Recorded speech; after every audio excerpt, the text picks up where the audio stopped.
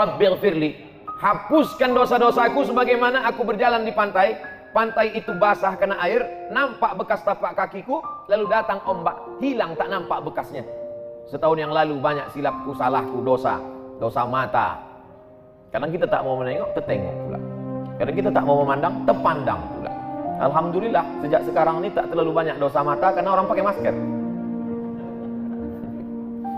Oleh sebab itu maka kita katakan Rabbighfirli, tutupi silap salahku. Itulah yang kita baca sebelum maghrib tadi 3 kali, setelah maghrib sekali. Sebelum maghrib 3 kali kita katakan Fissanatil madhiyati, setahun yang lalu dosaku banyak ya Allah. Dari mulai buka mata sampai tutup mata, dosa telinga, dosa tangan, dosa kaki, dosa pikiran, lintasan dalam pikiran, terbesit di dalam hati. Maka kita katakan Rabbighfirli, hapuskanlah itu semua ya Allah. Adapun sesama manusia, kita minta ampun. Hutang piutang kita bayar. Yang sudah jatuh tempo, yang belum jangan. Nanti dah jatuh tempo baru Rabbighfirli. Setelah itu barulah wali walidayya, kedua orang tua.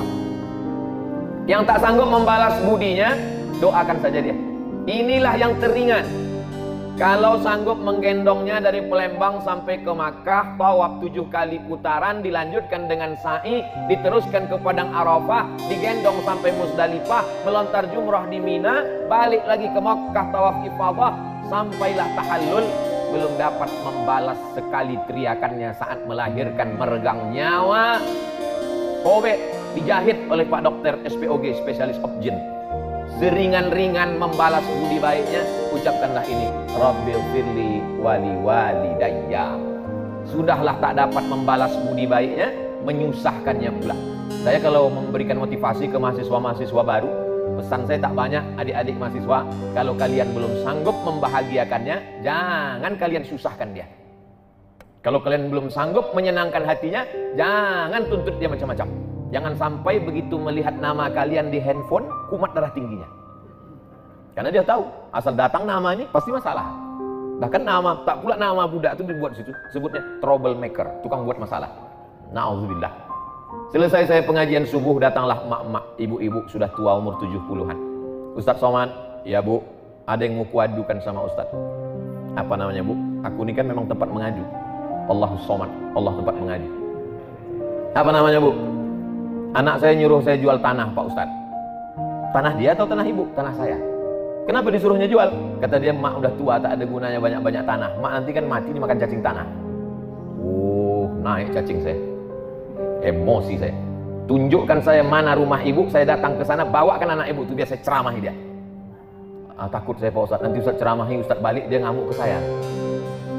Sudahlah tak menyenangkan dia, menyusahkan, menyuruhnya pula menjual tanah. Gara-gara apa itu? Karena tuntutan hidup orang sekarang, manusia ini konsumtif. Dulu satu kampung TV-nya satu, yang punya Pak Kades, nonton rame-rame, anak RT di depan. Sekarang satu orang satu TV, bahkan satu orang 2 TV. Itulah handphone. Dulu ada TV, ada radio, ada telepon, 3 alat dimiliki oleh 3 orang. Sekarang di situ TV, di situ radio, di situ handphone, lengkap dengan Twitter, BBM, WhatsApp, Instagram. Satu alat. Dan sekarang pula orang HP-nya tak 1, 2, 3. Handphone semahal-mahalnya. Saya bukan iri dengan orang yang punya handphone mahal, tidak. Handphone saya sampai sekarang retak ujungnya. Kenapa tak Ustadz ganti? Bukan masalah handphonenya, isinya guys. Nomor-nomor penting payah saya pindah-pindahkan itu. Oleh sebab itu maka kita ini, hidup ini tak usahlah diperturutkan. Kalau diperturutkanlah gaya-gaya orang, luar biasa. Ada orang yang berdiri, sekali berdiri 20 juta. Dari mulai sepatu 5 juta, celana sampai ke atas, peci sampai. Tapi rasanya saya kalau bicara ini nanti diomongi orang juga. Peci Ustadz tadi berapa peci saya? 11 juta. Peci saya tadi dihargai 11 juta. Tapi semuanya dilelang untuk pesantren pena kita. Itulah saya paling mahal selama ini memasang alat. Digantikan ini pun dikasih orang juga. Baju putih ini ada dulu tentara. Kalau Danrem itu apa? Komandan Korem. Datanglah komandan Korem mengutus utusan tentara ke rumah. Waktu itu almarhumah mak saya masih hidup lagi, disangkanya datang nih intel mau nangkap. Mana baju Ustadz Somad? Kasihlah baju. Diukurnya, besok dikasihnya 6 biji. Salah satu lagi. Kain sarung ini dikasih Kiai di Sidogiri.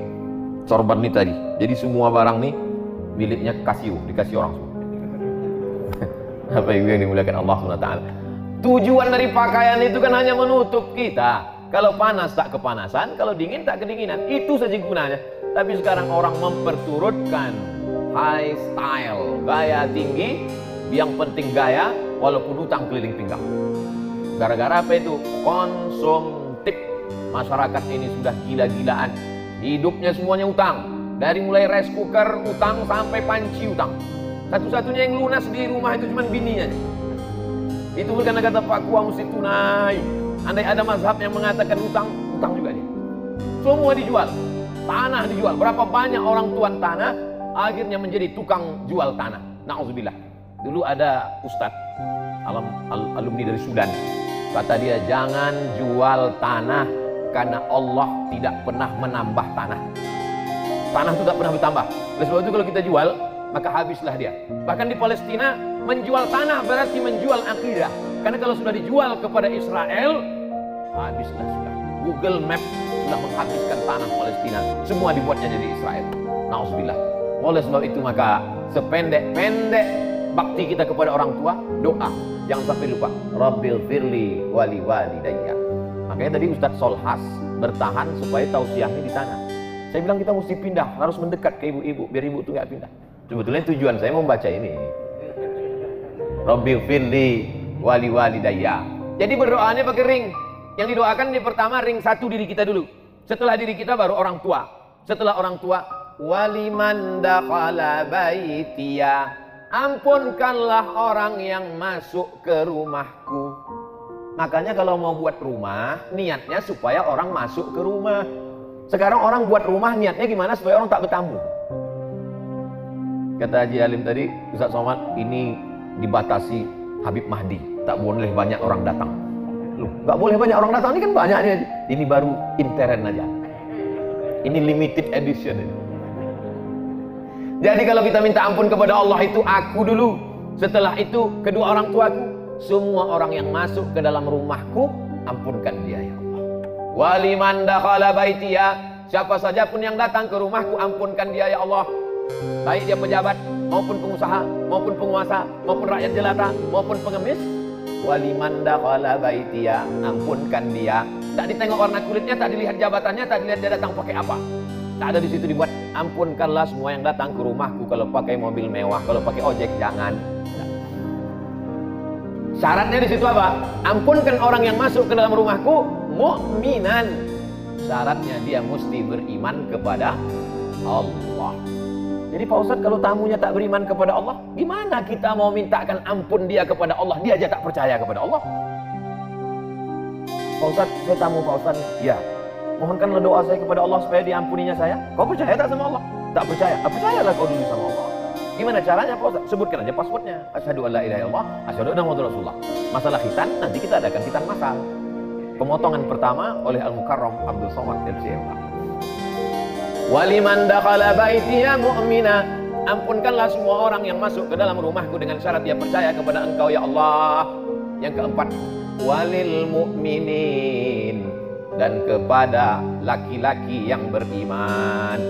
Kenapa Pak Ustadz setiap disebutkan laki-laki sama perempuan, laki-laki duluan? Kata ibu-ibu yang tak setuju. Karena mereka punya prinsip ladies first. Mestinya dibalik ini Pak Ustadz. Wal mu'minat duluan. Laki-laki duluan itu bukan karena kehormatan, tapi karena tanggung jawab. Laki-laki itu tanggung jawabnya luar biasa. Makanya sekarang banyak laki-laki yang tidak siap menjadi laki-laki. Itulah dia, namanya lady boy. Wajahnya lady, kakinya boy. Tak siap dia jadi laki-laki. Maka kita didik dia. Ada kalanya perempuan dilebihkan Allah. Ummuka, perempuan. Siapa lagi ya Rasulullah? Ummuka. Siapa lagi ya Rasulullah? Ummuka. Jadi tidak selamanya disebut laki-laki. Ketika menyebut laki-laki, itu tanggung jawab. Tapi ketika menyebut perempuan, kehormatan. Jadi tidak selamanya Nabi menyebut laki-laki, Allah menyebut laki-laki duluan. Ketika menyebut laki-laki duluan itu berarti mengandung tanggung jawab yang luar biasa. Laki-laki punya pundak memikul beban. Sedangkan ketika menyebut perempuan, maka yang disebut di situ adalah kehormatan yang luar biasa. yang pertama kali masuk ke dalam surga setelah Nabi Muhammad SAW. Masuk Nabi ke dalam surga, Nabi menoleh ke belakang, dilihat Nabi perempuan. Siapa engkau? Kenapa kau lebih dulu? Kata perempuan itu, akulah perempuan yang membesarkan anak yatim. Man ala salasa banatin, siapa yang membesarkan 3 anak perempuan, fa'addabahunna, dididiknya dengan baik, wa zawwajahunna, dinikahkannya dengan orang baik-baik, wa ahsana ilaihinna, dia buat baik, falahul jannah, surga baginya. Kalau menyebut perempuan adalah keutamaan. Oleh sebab itu maka laki-laki didulukan karena tanggung jawab yang luar biasa. Ampunkan aku, sudah. Kedua orang tuaku, sudah. Orang-orang yang masuk ke dalam rumahku, sudah. Bagaimana dengan yang di luar yang tak masuk? Kena juga, cuman dia ring 4, agak jauh. Walil mu'minin wal mu'minat, laki-laki dan perempuan. Kalau disebut laki-laki, itu sudah masuk perempuan tanpa menyebutkan perempuan. Contoh, ya ayyuhalladzina amanu, laki-laki. Kutiba alaikum, laki-laki. Kalau perempuan, kutiba alaikunna. Tapi kaedahnya kalau sudah disebut laki-laki, perempuan pasti masuk. Kalau sudah disebut walil mu'minin, perempuan pasti masuk. Kenapa ditambahkan lagi wal mu'minat? Pengkhususan, penghormatan untuk perempuan. Man amila salihan, sesiapa saja yang membuat kebaikan, min zakarin, laki-laki, au unsa. Kenapa disebutkan perempuan di situ? Karena kehormatan, kedudukan, amal soleh. Al mu'minun wal mu'minat ba'duhum awliya'u ba'd. Jadi kalau orang berpatokan hanya pakai bahasa Arab, kalau sudah disebut laki-laki perempuan tak masuk, maka tak ada perempuan yang puasa nanti. Kau tak puasa? Enggak, ayatnya kan untuk laki-laki. Nah ini kaedahnya menurut para ulama, bukan kata Abdul Somad. Kalau sudah kita berniat baik, mengaku kepada Allah bahwa kau menciptakan aku, kau memberi rezeki aku, kau yang menghidupkan aku, kau mematikan aku datang dengan bawa banyak dosa, ampunkan aku, ampunkan kedua orang tuaku, ampunkan orang yang masuk ke rumahku, yang tak masuk ke rumahku juga, yang laki-laki perempuan kan ampunkan. Datang juga orang mengejek kita, zolim pada kita, aniaya kepada kita, maka kita jelaskan di ujung, wala tazidil zalimina illa tabara. Orang yang zalim, orang yang aniaya, orang yang memusuhi hanya semakin jauh, semakin tenggelam dalam azab, semakin binasa. Tak masuk dalam doa kita, Allah yang ngasih tahu tanpa kita doakan. Doanya titik hanya sampai mukminat saja. Jadi saya yakin dan percaya setiap orang yang datang kemari melihat kaligrafi di rumah Haji Alim, Masya Allah, semua yang datang kemari macam menengok kucing. Hebat ini Pak Ustaz. Apa hebatnya? Entah apalah isinya ini Pak Ustaz. Ya, jangan ragu, karena videonya sudah ada, tinggal tonton saja. Tulis Ustadz Somad di rumah Haji Alim di Palembang malam tahun baru hijrah. Ustadz Abdul Somad official channel. Subscribe, like, and share. Saudara yang dimuliakan Allah Subhanahu wa Ta'ala, tidak pernah terlintas di pikiran saya, tak pernah disetting, tak pernah diatur bahwa malam tahun baru mesti di Palembang, mesti di rumah Haji Alim, mesti bersama para habaib. Tak pernah saya atur, tak pernah saya setting. Saya serahkan saja jadwal Sumatera Selatan Habib Mahdi, karena dia yang paling mengerti. Saya tak berani saya sendiri datang, takut saya, banyak jebakan-jebakan Batman. Maka Sahibud Dar a'lamu bidarihi, ahlu Makkah a'lamu bidariha. Orang penduduk Makkah lebih tahu, penduduk penghuni rumah lebih tahu tentang isi rumahnya. Maka saya serahkan ke Habib Mahdi, di mana nanti kita malam tahun baru terserah. Setelah sampai baru saya tanya, di mana aja jadwal kita Sayyidi Al Habib? Kata Habib Mahdi nanti begini di sini. Pas nanti malam tahun baru, tahun baru kita? Iya, di mana? Di rumah Haji Alim. Di tempat yang baik, bersama orang baik-baik, menyambut tahun yang baik, berharap tahun depan kebaikan-kebaikan saja yang kita dapatkan. Dan yang kita kaji pula tak ada cerita, tak tentu arah. Yang kita kaji yang paling mulia, ayat-ayat Allah Subhanahu wa Ta'ala. Tak ada kita diajarkan, ya Allah ampunkan aku, ampunkan kedua orang tuaku, ampunkan orang yang masuk ke dalam rumahku, ampunkan juga yang berada di luar. Adapun orang yang menganiaya aku, matikan dia, kalau bisa buat dia stroke agak 6 bulan. Tak ada. Allah ngasih tahu, yang penting kau buat baik, yang penting kau mintakan ampun untuk mereka. Adapun orang yang zalim, biarlah Allah yang membalas. Makanya saya tak pernah mendoakan mereka. Orang-orang yang membuli, menganiaya, menzalimi, tak pernah. Kenapa datang sabar kita? Allah menjamin, wala tazidil zalimin illa tabara. Orang-orang yang menganiaya, menzalimimu, mereka hanya akan semakin hancur, semakin binasa, semakin rugi, semakin jauh. Karena kita tidak pernah mendoakan yang buruk-buruk. Ketika kita berdoa, maka malaikat mengaminkan. Apa kata malaikat? Amin, kabulkan doa orang ini. Walaka misluk, kau dapat yang sama seperti yang kau doakan. Ustaz Abdul Somad tausiah hanya sampai jam 7 saja. Karena jam 7.15 sudah masuk sholat isya, orang mau siap-siap wudhu. Saya tambah sampai jam 7.10. Selesai ini. Waktu mau masuk, tengok ini. Bos mau keluar, itulah bismillah pertama kali dalam surat Nabi Sulaiman untuk Ratu Bilqis. Innahu min Sulaiman. Inilah surat dari Nabi Sulaiman. Jadi Nabi Sulaiman itu kirim surat, bukan kirim WhatsApp. Kirim surat. Surat yang pertama pakai bismillah, surat Nabi Sulaiman. Ceritanya waktu itu Nabi Sulaiman sedang inspeksi upacara. Tiba-tiba ada satu yang tak datang. Inni lam aral hudhuda. Aku tidak melihat ada burung hudhud. Kok di Palembang burung apa nih, Habib? Burung hudhud. Aku tak melihat ada burung hudhud. Mana burung hudhud? Kata Nabi Sulaiman, kalau sampai burung hudhud tidak datang juga, la azbahannahu, ku sembelih leher burung hudhud. Sudah ditunggu sekian menit, datang burung hudhud. Burung hudhud, kenapa kau terlambat? Mohon maaf Nabi Sulaiman, aku lambat karena ada satu misi. Apa yang kau lihat? Aku tadi sedang terbang di atas. Terus kulihat ada istana yang sangat megah di bawah. Dan rupanya ada satu kerajaan. Pemimpinnya seorang perempuan. Terlambat, gak apa-apa. Karena ada satu misi. Inilah intel pertama. Hudhud nih intel. Tapi intelnya untuk kebaikan. Jangan yang di intel itu ustaz. Gak apa-apa juga untuk laporan dapat pahala. Nah, lalu kemudian burung hudhud melaporkan. Oh, jadi kalau begitu ada seorang perempuan yang berkuasa. Iya.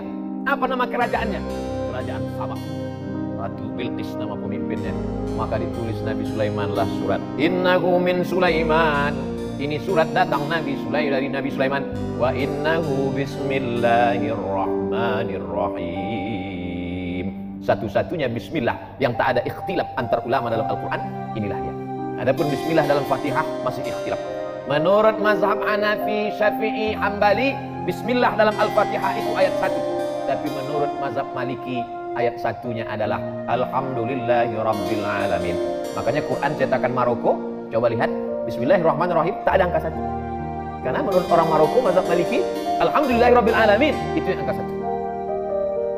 Adapun bismillah yang di setiap awal surat, Bismillahirrahmanirrahim, qul huwallahu ahad, Bismillahirrahmanirrahim, qul a'udzu birabbil falaq, Bismillahirrahmanirrahim, qul a'udzu birabbin nas, bukan bagian dari surat, tapi pemisah antara surat. Supaya ada pemisah-pemisahnya, itulah dia Bismillahirrahmanirrahim. Tapi yang ini tak ada ikhtilaf bahwa dia bagian dari surat. Wa innahu Bismillahirrahmanirrahim, dengan nama Allah yang Maha Penyayang. Apa beda Rahman dengan Rahim? Abdurrahman, Abdurrahim, Baitur Rahman, Baitur Rahim, Darur Rahman, Darur Rahim. Rahman semua orang dapat. Yang tak sholat dapat, yang tak puasa dapat, yang tak peduli tahun baru hijrah dapat. Karena Allah itu Maha Kasih dan Sayang. Tapi yang Rahim, yang dapat hanya orang beriman saja. Allah membagikan nikmat barokah itu macam menaburkan beras di waktu pagi. Ketika orang beternak ayam, dia taburkan beras di waktu pagi, semua ayam dapat. Ayam baik dapat, ayam jahat pun dapat. Begitulah Rahman ditebarkan Allah. Yang puasa dapat, yang tak puasa dapat, yang sholat subuh dapat, yang tak sholat subuh pun dapat. Jadi jangan kita iri. Saya nih Pak Ustadz rajin sholat berjamaah, kenapa tak dapat? Dia nggak sholat maka dapat. Rahman. Tapi tak semuanya dapat Rahim. Makanya disebutkan Ghafuran Rahimah. Karena yang dapatkan ampunan itu hanya orang yang mendapatkan Rahim dari Allah Subhanahu wa Ta'ala. Ana Rahman, kata Allah, aku ni Rahman. Syaqaqtur Rahim min ismi. Rahim, maaf, beribu maaf. Rahim, kantong janin dalam perut perempuan, itu diciptakan dari Asmaul Husna. Ya Rahman, Ya Rahim, Ya Malik, Ya Qudus, Ya Salam, Ya Mu'min, Ya Muhaimin, Ya Aziz, Ya Jabbar, Mutakabbir, Ya Khaliq, Ya Bari, Ya Musawwir, Ya Ghaffar, Ya Qahhar, sampai Ya Somad. Nah, itu mesti disebut. Bismillahirrahmanirrahim. La ta'lu alayya. Hai kerajaan Bilqis, wahai Ratu Bilqis, Raja Sabah, la ta'lu alayya, jangan kau lebih tinggi daripada aku. Akhirnya menyerahlah Bilqis karena dikatakan jangan kau lebih tinggi daripada aku. Kalau begitu aku datang. Wa'tuni muslimin, datanglah kalian menghadap aku ke kerajaan aku dalam keadaan menyerahkan diri, berserah diri kepada Allah. Maka lalu kemudian Bilqis pun datang menghadap Sulaiman. Tapi Sulaiman mau menunjukkan kehebatannya, kekuasaannya. Bukan suratnya saja yang hebat, dikumpulkan Nabi Sulaiman lah bala tentaranya. Ini sekarang Bilqis sudah berada di tengah jalan. Sebentar lagi dia akan sampai ke Palestina dari Yaman. Ayyukum ya'tini bi'arsyiha qabla an yatuni muslimin. Siapa yang sanggup membawa kursi Bilqis ke Palestina sebelum Bilqis sampai? Wa qala ifritum minal jin. Berkatalah jin Ifrit. Jadi ada salah satu tentara Nabi Sulaiman itu namanya jin Ifrit. Ana atika bihi qabla an taquma min maqamik. Hai Sulaiman, aku bisa membawa kursi Bilqis dari Sabah ke Palestina sebelum kau tegak dari tempat dudukmu. Sebelum kau tegak dari tempat dudukmu, kursi Bilqis sudah sampai kemari. Kata Sulaiman, ada lagi yang bisa lebih cepat dari ini? Wa qala allazi 'indahu 'ilmun minal kitab. Berkatalah seorang laki-laki yang punya ilmu, namanya Asif bin Balkhiyah. Asif sampai ke Bandung jadi Asep. Asif bin Balkhiyah. Ana atika bihi, aku bisa memindahkan kursi Bilqis dari Yaman ke Palestina. Berapa lama? Qabla an yartadda ilaika tarfuk, sebelum matamu berkedip. Jin hanya sanggup sebelum Sulaiman tegak. Tapi orang soleh Asif bin Balkhiyah, aku bisa memindahkan sebelum matamu berkedip. Prinsip Nabi Sulaiman, lebih cepat, lebih baik. Akhirnya menanglah Asif bin Balkhiyah 3000 tahun sebelum Nabi Isa alaihissalam. Manusia sudah lebih menang daripada jin. Zaman sekarang masih ada orang yang minta kepada jin. Wani piro kata jin. La ta'lu alayya, hai Balqis, hai kerajaan Sabah, jangan sampai kalian lebih tinggi daripada aku. Maka siapa saja yang keluar dari sini, maupun pejabat, maupun orang kaya, maupun pengusaha, keluar dari pintu, apa kata Haji Alim? La ta'lu alayya, jangan kau lebih hebat daripada aku. Jangan kau lebih tinggi daripada aku. Wa'tuni muslimin, datang kau sekali lagi kemari dalam keadaan menyerahkan diri. Maksudnya jangan kau lebih tinggi daripada aku, kepeduliannya kepada fakir miskin, kepedulian kepada masjid, kepedulian kepada orang tua. Ustadz-ustadz yang disantuni Haji Alim meninggal, istri dan anaknya tetap dikirimi sampai sekarang. Ustadz tahu dari mana? Tadi Haji Alim cerita. Tapi tidak dipesankannya Ustadz sampaikan ayat ini nanti, tidak. Saya aja mengait-ngaitkannya. Saya ini kan suka mengait-ngaitkan di kepala saya. Wa'tuni muslimin. Maka dijawablah oleh Balqis. Apa kata Balqis? Kami bersama Sulaiman dan kami berserah diri kepada Allah. Itulah yang kita katakan dalam sholat kita tadi. Hanifan musliman. Kami condong kepada kebenaran dan kami berserah diri kepada Allah. Wa ma ana minal musyrikin. Aku tidak berserah kepada selain Allah. Tapi yang dimuliakan Allah Subhanahu wa taala, maka di tahun baru hijrah ini sudah kita awali dengan yang baik-baik. Di akhir tahun kita baca doa, berzikir, sholawat, sholat maghrib. Habis sholat maghrib zikir lagi, baca doa awal tahun. Habis itu kemudian pengajian. Nanti sholat isya. Habis itu jangan dinodai dengan yang kotor-kotor. Pakai baju putih. Datang kemari sebelum kesini mandi bersih, pakai baju putih. Andai tertumpah satu tetes kopi, tak mungkin saya berani datang kemari. Malu menghadapi manusia. Bagaimana menghadap Allah dengan yang kotor-kotor? Oleh sebab itu maka kalau pakai baju putih nampak cepat kotornya. Orang yang sudah berserah diri kepada Allah jangan lagi dikotori dengan maksiat dan dosa. Makanya dari satu solat ke satu solat mensucikan. Al-Jum'atu ilal Jum'ah, satu pekan 7 hari mensucikan. Ramadan ila Ramadan, 1 tahun mensucikan. Al-Umratu ilal Umrati, satu umrah ke umrah berikutnya. Kafaratul lima bainahuma, mensucikan, membersihkan kita dari segala silap, salah dan dosa. Andai umur kita besok pagi sempat mencicipi siang 1 Muharram, alhamdulillah. Andai tak sampai, gimana lagi, tak mungkin bisa kita tambah. Umur ini kan bukan isi ulang. Kalau sudah sampai masanya, la yastakhiruna sa'atan wa la yastaqdimun. Berapa banyak sahabat-sahabat kita, tapi kita dikasih Allah ini. Kenapa dikasih Allah kita ini sampai 1442 ini? 1441 sudah berlalu. 1442, apa planning kita ke depan? Maka program-programnya mestilah program yang menolong agama Allah. Berapa masjid yang kita bangun, berapa masjid yang kita makmurkan, berapa anak yatim du'afa kita sekolahkan, berapa pondok pesantren yang kita support. Adapun masalah rezeki, urusan Allah. Bagaimana kita memasang kail pancingnya, urusan kita. Pasang saja, ambil bambu, pasang kail panjang, kasih umpan, letakkan ke dalam. Ikan apa yang datang, itu urusan Allah. Dipasang 10 kail, 10-10-nya hilang sama cacing-cacingnya sekalian. Husnuzon, boleh jadi Allah mau kasih kita ikan masak. Boleh jadi Allah mau kasih kita ikan gulai. Jangan suuzon kepada Allah. Ana inda husni zanni abdi bi. Kata orang Melayu, rezeki musang tak akan dimakan harimau. Kalau rezeki musang itu dimakan harimau, sudah lama musang itu punah. Tinggal musang berbulu ayam aja lagi. Tapi Allah jamin rezeki. Wa ma min dabbatin. Ini perlu diyakinkan lagi, dikuatkan lagi. Tu'izzu man tasha wa tudhillu man tasha. Biyadikal khair. Engkau yang punya kuasa. La haula wala quwata illa billah. Ini zaman Covid ini banyak orang cemas.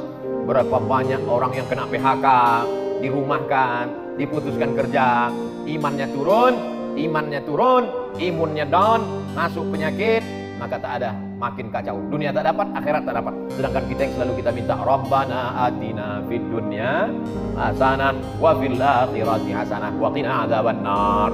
Maka dengan berjumpa dengan para habaib, dengan para ulama, dengan orang-orang baik ini, bangkit semangat kita, sehat, tetap dengan ikut protokol kesehatan. Mudah-mudahan keberkahan selalu menyertai kita insyaallah.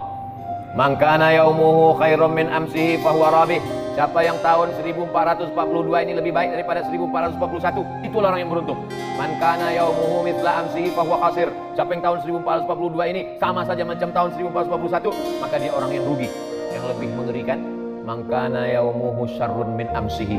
Siapa yang tahun 1442 ini lebih jelek, lebih buruk, lebih banyak dosa, lebih banyak maksiat, lebih hancur daripada tahun kemarin, fahuwa mal'un. Itulah orang yang dilaknat Allah SWT. Mudah-mudahan kita semuanya lebih baik ini, lebih banyak ibadah, lebih rajin tahajud, lebih banyak duha, lebih banyak sedekah, lebih banyak berdoa, lebih banyak berzikir, lebih banyak kebaikan-kebaikan insyaallah. Amin ya rabbal alamin. Terima kasih segala perhatian. Mohon maaf segala kesilapan.